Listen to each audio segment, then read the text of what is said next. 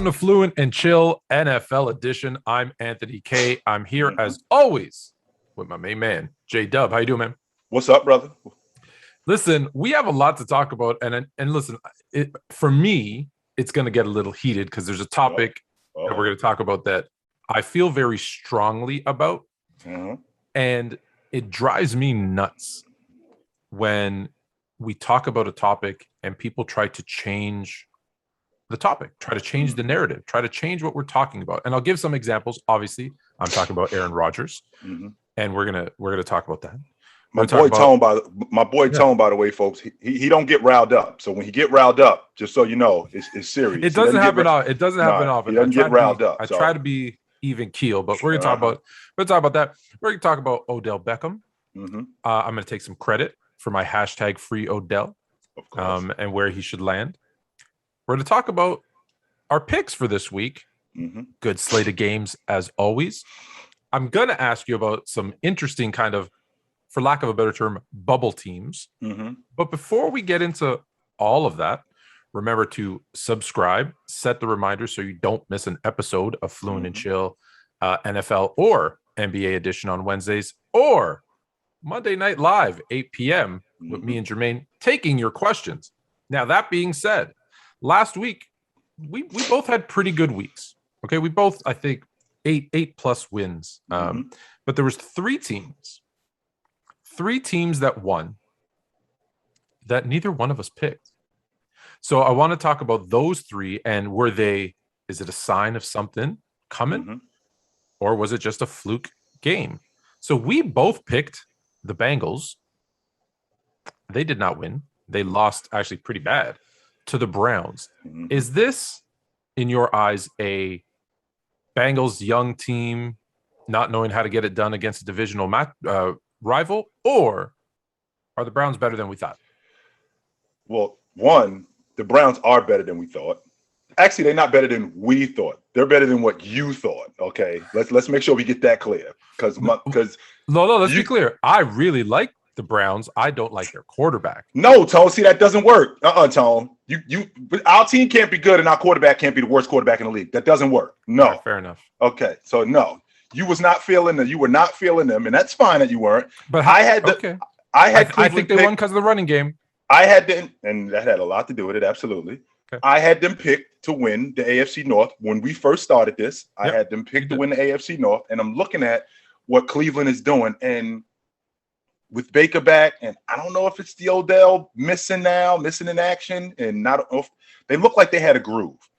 Their meat and potatoes is their running game, Tone. No question about it. If we got Baker throwing the ball 35, 40 times, that's a recipe for disaster. Okay, I don't like that at all. I don't mind Baker throwing the ball 20, 25, maybe even 30 times. But when he gets up to 35, 40, stuff like that, now you're venturing into uncharted water, and you're looking for trouble with him. Now, as far as the Bengals, on the one hand, Tone, I wanted to say, well, one beatdown deserves another, because if I'm not mistaken, 2 weeks before that, they really put it to Baltimore, and I was really surprised about that. But then they turn around and they lay a stinker against the Jets. Yeah. So I'm thinking coming into that week, they're going to be ready. They're more prepared. They weren't. The run game was trash. It wasn't trash. I take that back. Mixon just wasn't. They didn't involve him in the offense nearly as much. And I thought the catalyst to this was Joe Burrow. He killed them. And I know that he's young. Listen, they're young quarterbacks. Hey, any quarterback, and we'll talk about a veteran quarterback who had a stinker last week too. But every young quarterback, I think, is going to have a bad game. I think you compound that with the fact that I feel like, you touched on it a little bit. I feel like the Bengals know that they have their quarterback. Yes. But listen, every quarterback that's really successful has some type of run game, right? Aaron Rodgers is great. The Packers don't go away from the run completely. They always mix in the run. I'd like to see, and I'm going to take a shot at the Browns again. I'd like to see what they do this week without Nick Chubb. We'll get to that in a minute. So we both picked the Bengals. We were both wrong. Browns win, and maybe it's a sign that if they stick to the running game, use that defense that I've said is good, they have an opportunity. The other one we both picked wrong.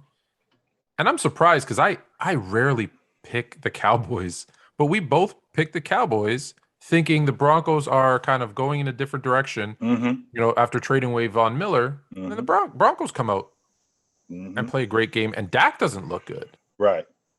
And I screwed that up, Tone. And the reason why I screwed that up is because I was looking at what Denver was doing, and I didn't recognize, and I didn't say anything about it. I don't know why, but I'm looking at the Cowboys, and Dak hadn't practiced or played in 2 weeks. That Denver team, they got a top 5 defense, and Dak has got to go against these guys having no preparation, no reps with the first team for 2 weeks, and we're going to throw him out there. He was missing throws that 2 weeks before that, before he got hurt. He makes those throws. No, those were routine throws for him. So he hadn't played in 2 weeks. He didn't look solid. He didn't look good at all. And I definitely screwed that one up. And I wasn't surprised by how Denver came out because, like I said, in terms of their defense, I know who they are. But it was more me not recognizing that team goes as Dak goes. And for him to miss interesting. 2 weeks. It's really interesting with the Cowboys because, one, hey, Dak comes back from injuries and just plays well. So I just assumed he'd be back in his groove. He knows his team. I didn't think he needed the reps. Apparently he did. Yes, but it's interesting that you say they go as Dak goes because it seems like if Dak's not having a good game, they can't run the ball either. I don't get that. It's like Ezekiel Elliott is somehow connected to Dak's arm. Yeah, right. So they lose that one. And the other one, I think of those two, I think people were probably split on those games. I don't think it was crazy to pick the wrong team. I bet you everybody got this one wrong. The Jags. Everybody was picking the Bills. And I think, look, it was just a bad game. Every team has just a bad game. Am I oversimplifying it? Are the Jags somehow, or are the Bills in trouble? Do you see something in the Bills that needs? I think you're undersimplifying it, Tone. They shut them out in the second half. Shut Buffalo out in the second half. No points. And nobody's talking about that because it's Jacksonville and how bad they are. That defense was stout. Now, did I see that coming? No. Buffalo is the class of the AFC East. They're a Super Bowl contender. There's no way I'm thinking that they're going to lose to a team in Jacksonville who's virtually last in everything. There's no way. But you and I have discussed this in the past. On any given Sunday, anybody can win. And that's what happened. And I was surprised at how Jacksonville's defense they shut the door on Buffalo. I'm talking about they had Josh Allen on the run constantly, and that's when he's at his worst, to be honest with you. When he's on the run, he's got to make decisions where he's throwing across his body. He's not very good, as opposed to when he gets to sit in the pocket and shift left and shift right, he's a lot better. Jacksonville had him off balance the entire afternoon. When will quarterbacks learn when you're falling to the ground, either hold the ball and take the sack or throw it out of bounds? Why do they always seem to, like another one where he's going down and he just throws it right into the defender's hand? Like I see that almost every week, if not every week, by multiple quarterbacks, smart quarterbacks, right? Carson Wentz does it. Stafford does it. Allen does it. I see everybody. And I just think, I don't know. I don't get it at this point, how that's not just ingrained in your kind of DNA not to do that. I get it. They have faith in their arm. They think they can make every throw. That's what makes them great quarterbacks, I guess. I do want to go back and just hit on one thing, and then we're going to jump into this week. I was on, as you know, every week I do Player's Choice Gridiron, Tuesday nights at 9 on Twitch.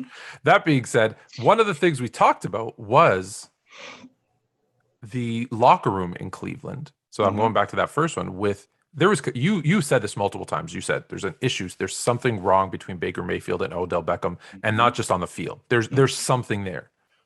That obviously, I think, and we've both been in locker rooms enough to know that spills off into other players, and the locker room can get divided. Yes, it does. What I think I saw last week was hey, we were divided. Odell team Odell, team Baker.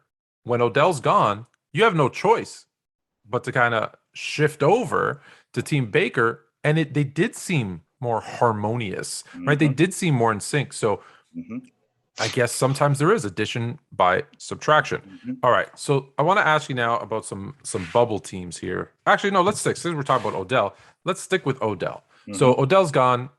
Cleveland seems happier without him. Two questions, because they could be different. For me, they're different. Where do you think he signs now that he's officially a free agent? And where, if a different team makes the most sense, where is he the best fit? Well, he's not going to go anywhere where they're losing. All right. So just to get the ball or just to be more involved in offense, he's not going to do that. So I think Kansas City is out. Even though I like him in Kansas City and he could help them tremendously, I think Kansas City is out. I think Seattle is out too, because they're at the bottom of the NFC West, and I don't think that they have a shot with even with Russ coming back. I don't think that they have a shot. That division is way too tough. Right. So the only place that I'm thinking would be Green Bay, and I think in Green Bay, Aaron Rodgers, not only would he make a conscious effort to get him the football, he enhances their offense, because now in addition to Devontae, now we have Odell, who opens up a different dynamic with what they're doing. Now, I don't think he would be a disruption, because I think Aaron is the bigger personality. So I don't think that he would be a disruption, but I do think that he would help them out tremendously with he's one of the better route runners in the game. And I think that also, Tone, you look at what he's done in Cleveland, people think he was washed. And that was the same narrative with Randy Moss when he was with the Raiders. The Raiders, yeah. Yeah, that was the same. But when Randy got with a all-time great quarterback, I mean, Brady threw 50 touchdowns. Randy Moss led the league in touchdowns that year. So I wouldn't be surprised. I wouldn't be surprised if he got with a group like Green Bay and he got back to where he was when he was with the Giants. So you think he signs with Green Bay, and you also think that's the best fit? I do. Okay. I do think that's the best fit for him. So I believe I'll start with the fit. 49ers too, Tom. I'm sorry. I think the best fit for him is the team that you actually just mentioned that Randy Moss went to have a resurgence of his career. Mm-hmm. The Patriots do not have a number one receiver.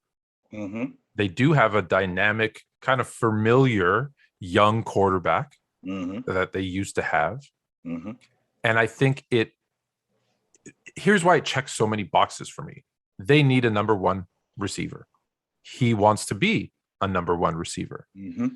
They don't have anyone who's going to kind of steal some of those targets away from him. He can immediately go in and be the number one guy, which I think, let's be honest. Look, I played wide receiver. I was open every time I ran a route. Every time. I want the ball every time. Mm-hmm. And so I get that mentality. We've had conversations with, and heard guys like Marshall and Chad Ochocinco and Terrell Owens and all those guys. What do they always say? I was always open. There was never a route I ran where I wasn't open. Mm-hmm. So it checks the box. They also have the Patriot way. If he's going to respect any coach, it's got to be Bill Belichick, I would think. Oh. Mm-hmm. So, and especially with you can say, look what we did for Randy Moss. Everybody thought Randy Moss was washed, like you said, with the Raiders. And then he comes here and oh my goodness, he's the greatest wide receiver ever. Mm-hmm. That's what we can do. Like, there's a sales pitch there. That's what we could do for you, Odell. Isn't that what you want? Yep. Do you want to go to Green Bay and always be in the shadow of Devon? Like, you didn't like being in Landry's shadow. Now, let's be honest, he was. You want to be in Devontae Adams' shadow? That's a much bigger shadow. Way bigger. You want to go to, you said San Francisco. Okay, well, they got Deebo Samuel, George Kittle. There's, you're not going to get those targets. Go to, Seattle was rumored. He'd be what? The third receiver behind DK Metcalf and Tyler Lockett? Right. So there isn't really, in my eyes, a better fit for him. A better fit for him than with the Patriots, because it checks all that boxes of number one receiver, gets the targets, established coach, good culture where he can thrive. And I think they need him too. The other thing is, let's not forget, people, I know that their schedule is their schedule, because people will attack me for that. But if you look at the records, Buffalo's 5-3. The Patriots are 5-4. Mm-hmm. They got a shot at this thing. They're not out. They're not out. So not out. You bring in a guy like that can open up the playbook for them a little bit, right? Mm-hmm. Now when you have kind of that, listen, I know he's not a superstar, like workhorse back, but you got Damian Harris, you got the tight ends. Now you got a deep threat.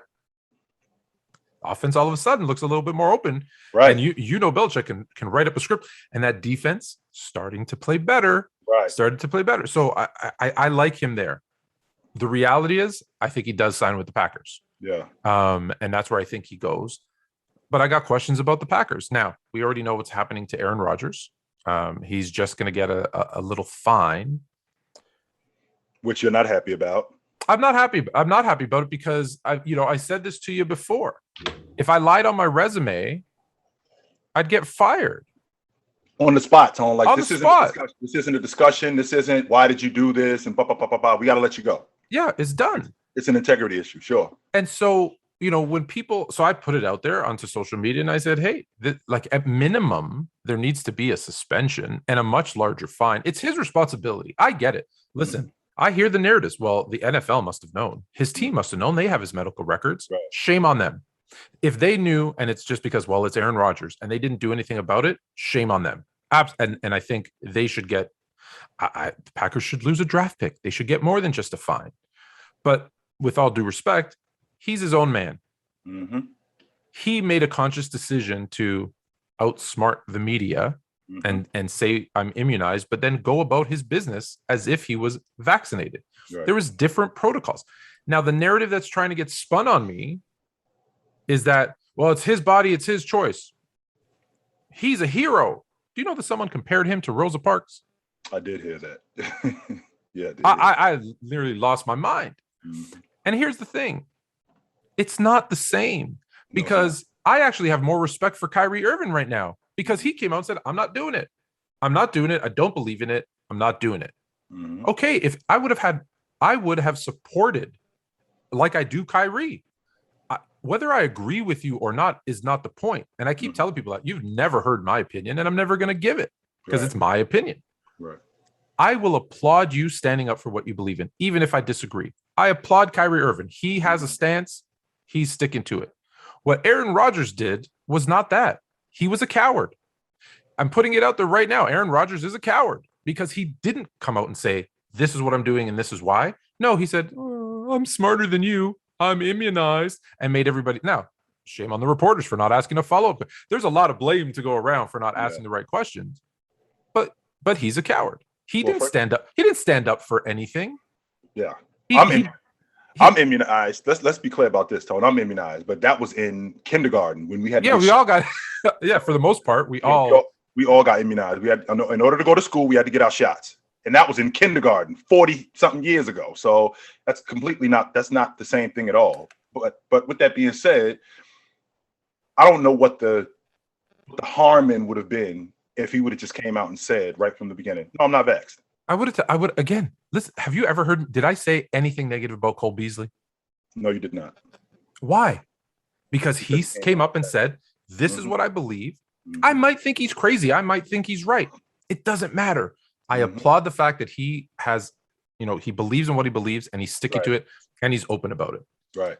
So again, I'm just going to reiterate. So that's what bothers me about Aaron Rodgers, that he didn't come out. He wasn't upfront about it.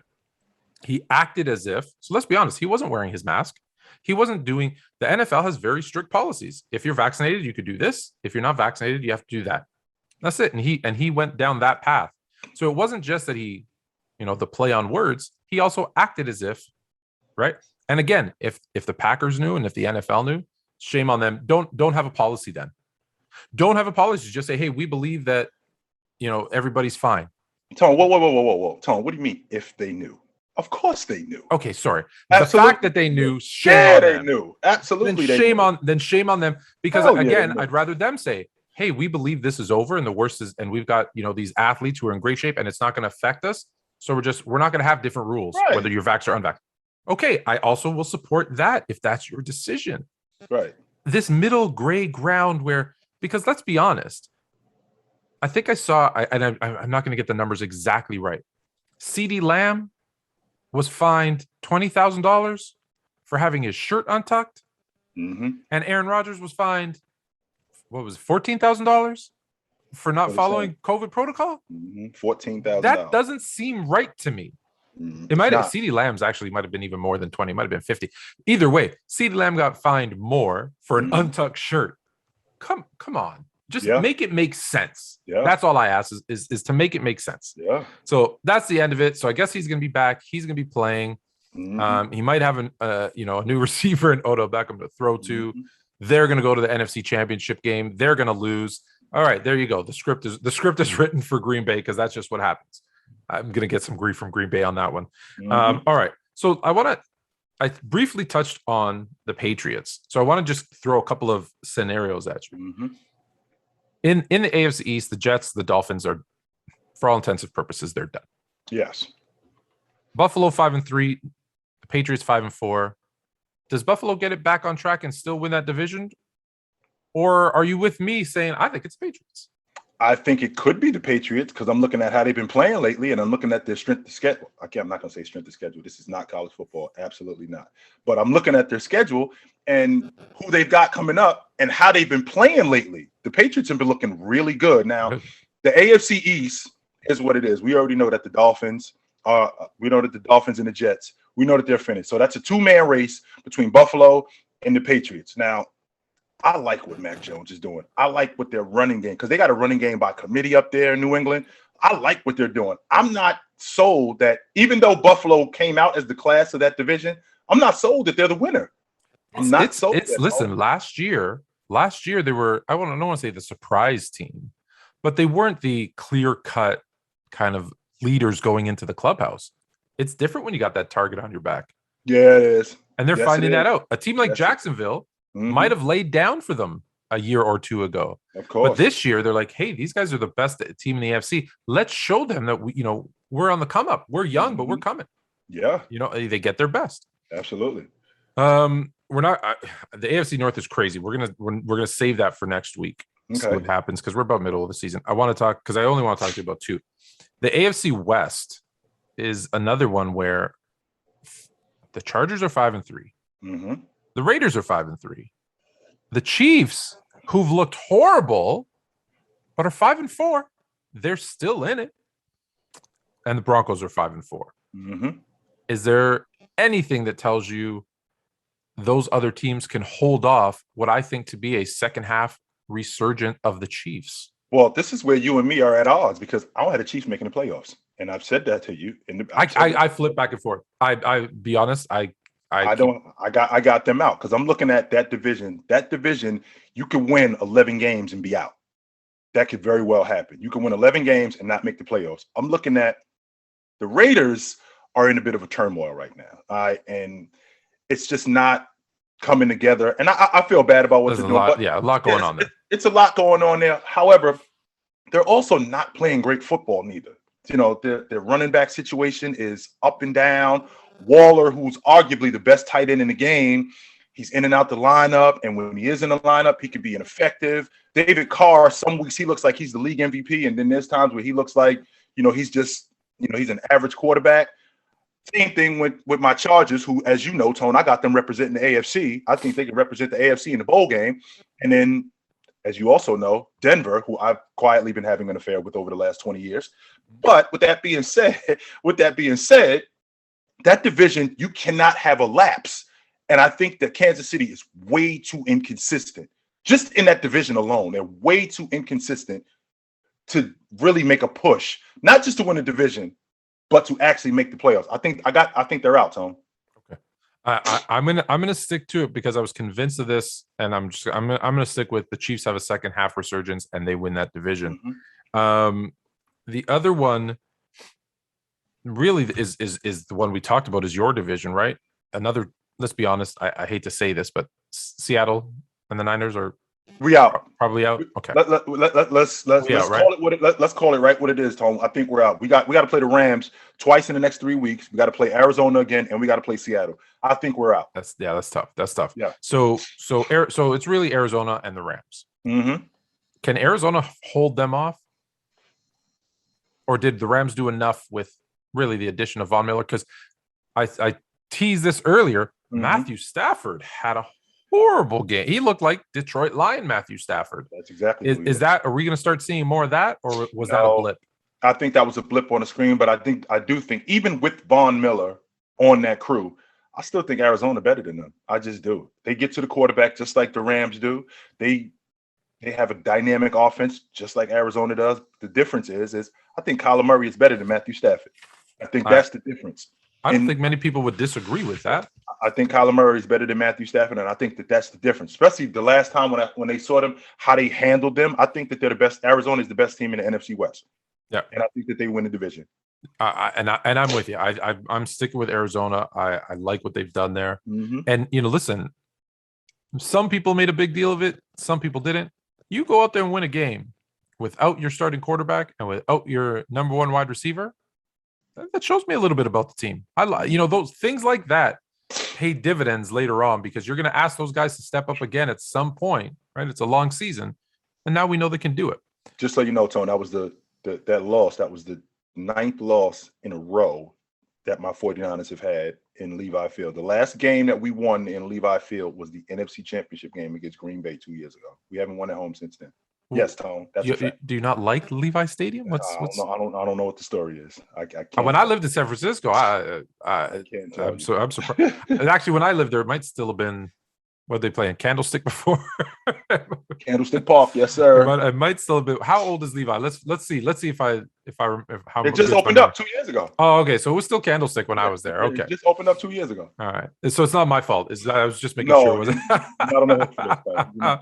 No, typically when I go somewhere, when I move to a city, they do well. Like the first year I moved, I think I moved to Arizona. My Bears actually made it to the Super Bowl, but then the Cardinals made it against Pittsburgh. That catch in the back of the end zone by the Steelers. All right, so let's get into this week's games. Thursday night, Ravens Dolphins. Yes, sir. There's been a lot of upsets, but I'm going Ravens. Definitely. Is there any reason to believe the Dolphins will? The last time Lamar Jackson was down here, I think he threw for almost 500 yards the last time he was down here. And when they played, he won the league MVP that season too, if I'm not mistaken. So there's no reason for me to believe with what Baltimore has been doing lately. There's no reason for me to believe that Miami. I know it's any given Sunday, but it's not Sunday. And it's not this. Yeah, it's a Thursday night. That's right. It's not this Sunday. I think that they handle Miami, no doubt about it. All right. So 1:00 games. We're going to start with Falcons, Cowboys. I think the Cowboys get back on track this week. Matty Ice and the Atlanta Falcons, Tone, for all intents and purposes, I keep saying this to you, they're that ex-girlfriend that just won't go away. It just won't. They just keep hanging around and like, damn, I thought we were over. No, they just keep hanging. They're right in the middle of that division in the NFC South. They're a game over 500. Yeah, they're 4-4. 4-4. I'm sorry, 4-4, and they're right in the middle of it. So they just won't go away. They won't. And I had Kyle Pitts as my offensive rookie of the year, but that defense has been really good. But I think the Cowboys get back on track this week. I do. I think they get back on track. I am with you, but I do think it's going to be a high scoring affair. Mm-hmm. It could be something 37, 34. Yeah, it's going to be one of those. Yeah. Mm-hmm. All right, Saints, another team in that NFC South. Saints take on the Titans, who we thought, Derrick Henry's gone, they're done. Man, their defense showed up. Yeah, their defense showed up. I was really surprised about that, and to call Adrian Peterson basically from Planet Fitness to get a workout. He was working out in Planet Fitness. Yo, you want to come run the football for us? And he actually didn't look bad, Tone. He didn't look bad. Considering the circumstances, yes, right. He did not look bad. He didn't look bad. So I think he gives them a dynamic. Let's be honest. AD is, all day is an alien, right? Like he's not from this planet. He is not. He's not from this planet. Like he came back from a career-ending injury and looked every bit himself, and then he ran for 2,000 yards and won the league MVP. Right, like that's an ACL injury. Who does that? Nobody does that. Nobody does that. He's not human.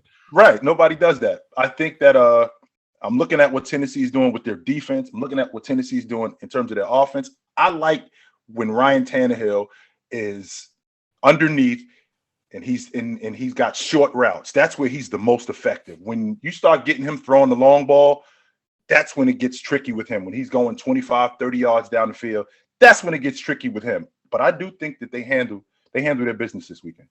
So you got the Titans. Mm-hmm. I think they handle their business this weekend. I think they were on a emotional kind of charge last week because everyone said, listen, they have no shot because they've now lost Derrick Henry. I think this week they come back down from that high a little bit, and I think the Saints sneak one out. Wow. And I think a lot of it's going to be the Saints defense that actually shuts down the Tennessee offense, and that's the difference, right? Everyone's thinking, no, it's going to be, Winston throwing from not Winston throwing their offense. I don't think it's going to be the offense. Kamara, Taysom Hill running the ball, Taysom Hill. Yeah, I don't think it's that. I think it's on the defensive side. You are aware, Tone, that New Orleans, their defense is trash. Don't let that fool you. What they did, that defense is trash. They're gonna surprise you this week. It's a smoke screen. I'm not saying they're great. What I'm saying is the defense is gonna do something that's gonna make you go, what? It's gonna be one of those. Everyone's gonna say, oh, I didn't expect that, and I'll say, well, I did. Okay. Or I'm gonna say, hey, I was wrong. Either way, we know. Can Jacksonville make it back-to-back weeks against a really inconsistent Colts team? No, I don't think so. I do not think so. Absolutely not. I think that last week's game with Buffalo, I think that was a trap game. I think that they were looking past them because considering who Buffalo has this week, I think that was a trap game for them. And I think that Jacksonville, they come back down to earth. That defense wasn't bad. I think that defense was awesome last week. But as much as I don't trust Carson Wentz from time to time, I do think that they deal with Jacksonville this weekend. Absolutely. If Jacksonville didn't beat the Bills last week, I would say this is one of those games the Colts go out and lose because the Jags will step it up. But because they won that game last week, if this makes sense, I think the Jags aren't as emotionally charged. And I think, I'm with you. I think I got the Colts in this one too. This one, wow, this one's might have some AFC ramifications down the road. You got the 5-4 Browns against the 5-4 Patriots. Well, I just like what I dig Belichick, his ability to scheme, and I dig his ability to game plan against the best. But when I look at what this Cleveland team is doing and what they did last week, I think that they get back on track, Tone, and they become the team who I thought that they were going to be. And I think that they continue to roll. I think that they beat Cleveland in a dogfight. I don't think that they beat them. I don't think that who wins? I think that Cleveland beats these guys in a dogfight. Okay. Yeah, so I think you got Cleveland beating the Pats in a dogfight. I think other than the Jets, I think there's no other team Bill Belichick wants to beat more than the Browns. Absolutely. And so I think they dial something up real special this week. And like I said, I think the Pats are kind of starting to hit their stride at the right time. So I'm going to go with the Pats over the Browns. And hey, Nick Chubb is going to play this week too. I know that. Are you sure? I thought he said. Yeah. Well, I'm basing it on the fact that I think he's not going to play. Well, he's vaxxed, so he's got to pass a COVID test. If he wasn't vaxxed, then he had to automatically. Okay. But he's vaxxed, so he's got to pass. I think within 24 hours, he's got to pass 2 COVID tests, and if he does, then he's legit. So okay. Well, in that case, they'll keep it closer than I thought. But I got the Pats. I'll still stick with the Pats. These are those games that it seems like, oh yeah, that's obvious. You're going to pick this team. But anytime it's a divisional game, you got to be careful. So you got the Bills and the Jets. I'm not getting sucked in again, Tone. No, with the Jets. I saw what they did against Cincinnati. I'm not getting sucked in again. No, I think the Bills handled them. After what happened last week against Jacksonville, I do, and I got sucked in. I got trapped a week ago when Cincinnati with the Jets. I don't think the Bills fall into that trap this week. I don't. I think that they come out and I think that they handle the Jets. Even though Mike White has looked really good. In fact, not only has he looked good. Is he going to play this week? Because he got injured last week. Yeah, he did. But I'm thinking about Mike White, Tone, and I'm thinking to myself, New York, it might have been a good idea to sit Zach Wilson and let him sit behind this kid and let him learn. Because I think that they got a better opportunity to win. But who's this Johnson guy that came in when White got hurt? He looked really good too. Right. The third string quarterback. Like, how do they both look that good? Right. Like is it just I bet you if the Jets just played all their backups, they might be a better team. They might have a better shot. They might have a better shot. Listen, if your depth chart is that wrong, that your second and third string are better than your start, like who knows Go deep into that practice squad and see what you can put What together. else you got? I'm also on the Bills. I don't think they lose back-to-back games. If they lose back-to-back games to the Jags and Jets, then the Patriots deserve to win that division because that would be a terrible. And we got to take them off the contender list too. We have to. Oh God! Oh yes, we have to take them off the contender list. Yeah, absolutely. They slide right down to wild card. Hey, maybe. Yes. Mm-hmm. I was gonna try to make an undefeated joke, but I saw a post, I think on Monday or Tuesday. Mm-hmm. The Jets 24, or not, sorry, excuse me, the Lions 24, the bye week 27. Yes, they even lost on the bye. So we've got the Lions and the Steelers. I think the Lions. Don't do it, Tone. Don't do it. The Lions. Don't. I think the Lions. God, Tone. I think the Lions will keep it closer than you think because I think the Patriots, the Pittsburgh Steelers are like an 8-9 point favorite. If I was a betting man, I would say I'm taking the Lions as a straight up.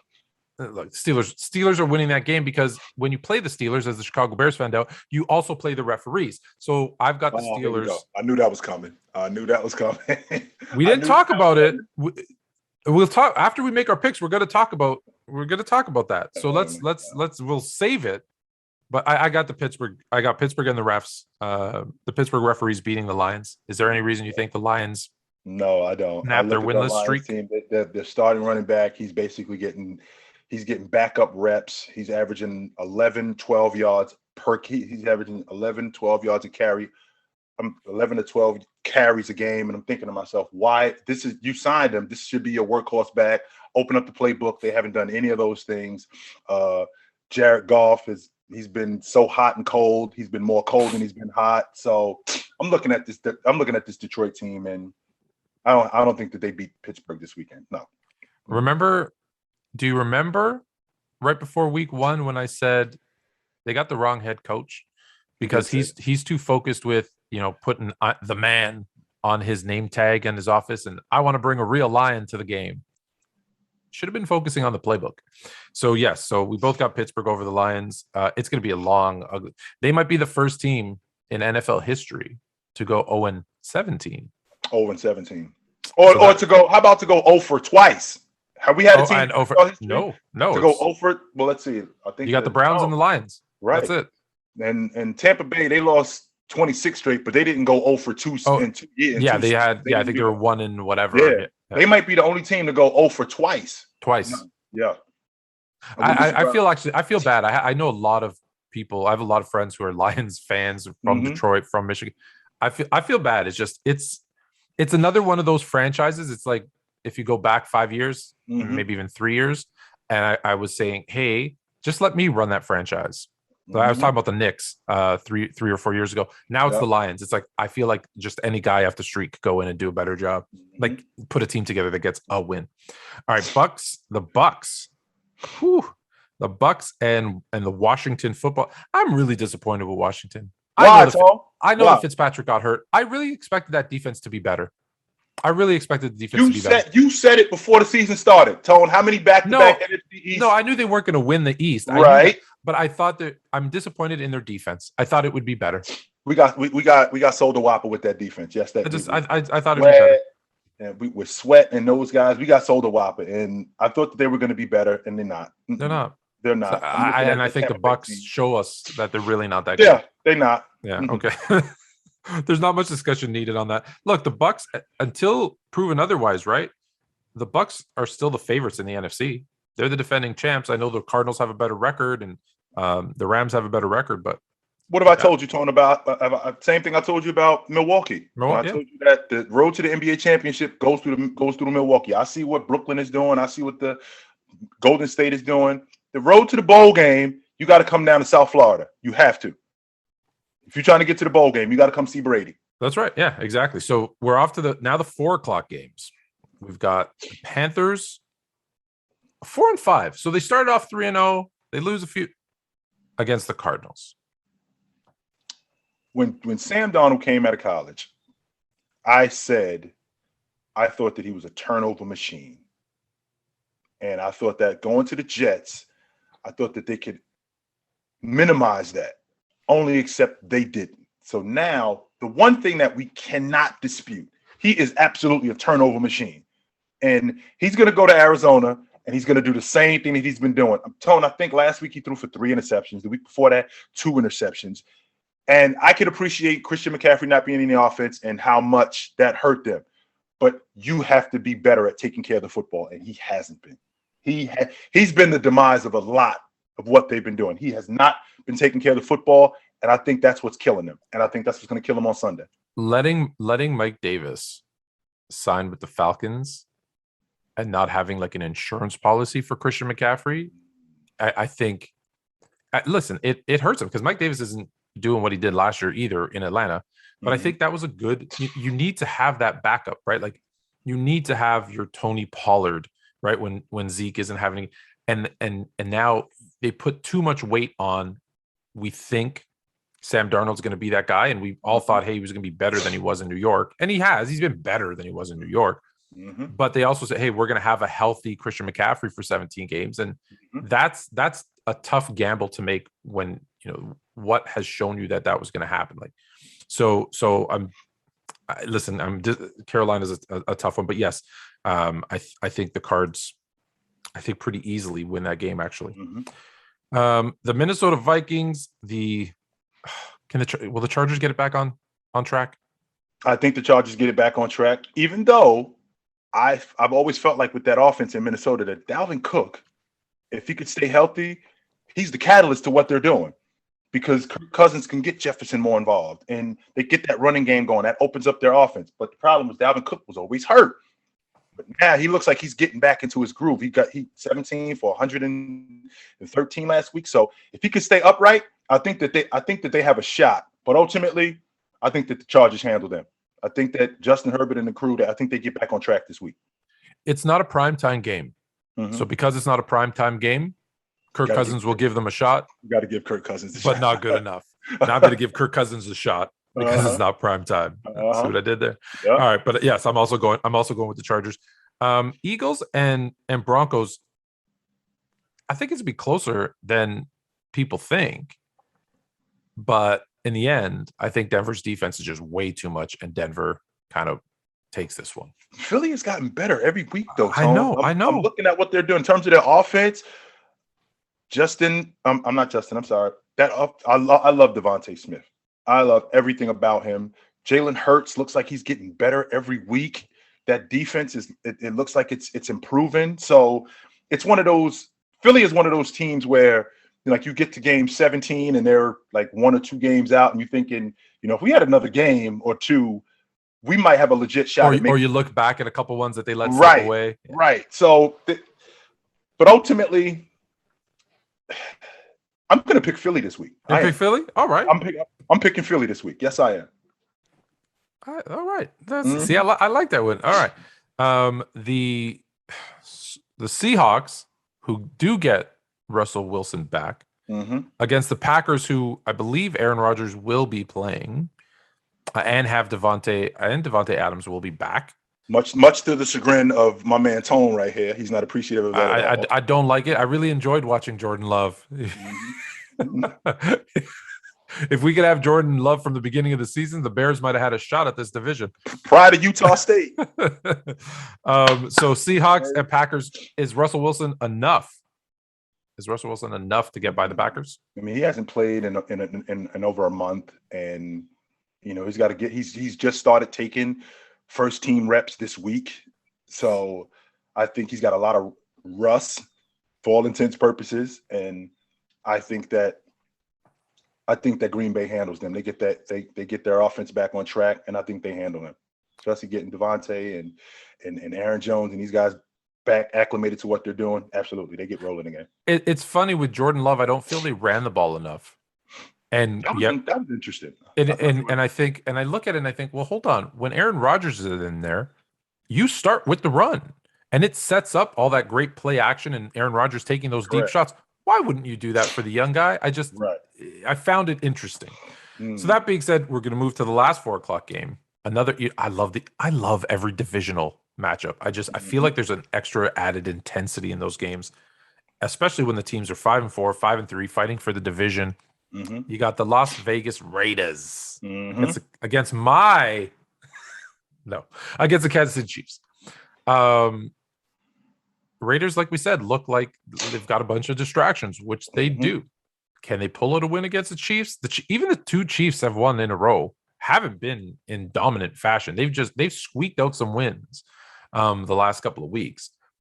But do you think can they get the win in against the Raiders, or do the Raiders? Let me ask you this question, Tone. How many wins is it going to take to get into the playoffs? Into the playoffs? In the AFC, if you're in the AFC, how many wins is it going to take? Playoffs? Are we talking playoffs? We are talking playoffs. How many wins is it going to take? 10. So 10 wins gets us in. That means 10 in a tiebreak. 10 in a tiebreak. 10 in a tiebreak. That means it's going to be like I think like last year. That means Kansas City got to win of the net. We're in week 8, so they got 8 more games. So they got to win 5 of their next 8 games. I don't think this is the 5th. I don't think this is 5 of their next 8 games that they're going to win. I think that the Raiders handle them. I know that they've been squeaking wins out, but Travis Kelce is the only guy on that offense, and he hasn't been playing great. Who's been playing decent? Patrick Mahomes still leads the league in interceptions.